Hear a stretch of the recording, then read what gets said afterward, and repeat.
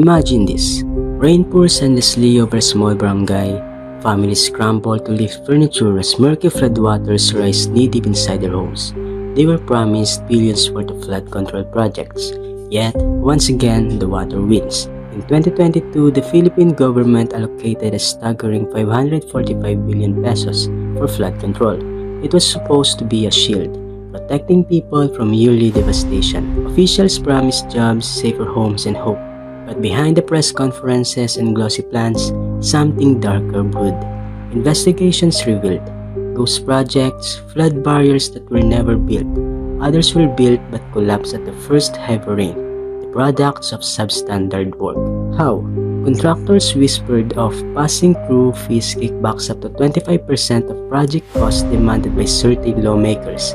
Some admitted paying 5 to 6% toll-like fees just to win contracts. And so, the billions meant to hold back floods were washed away into pockets. The consequences? Officials estimate that between 25% and 70% of funds vanished to corruption. That's as much as 118.5 billion pesos lost, money that could have built real protection. Instead, typhoons kept submerging towns, farmers lost crops, families lost homes, children lost safe schools.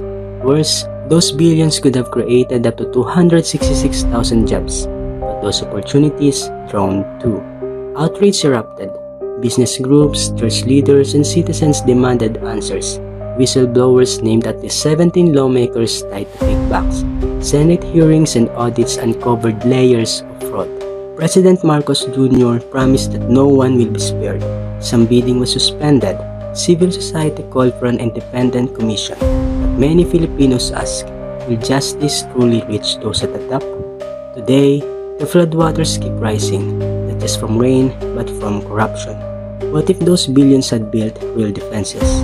How many lives, homes, and futures could have been saved?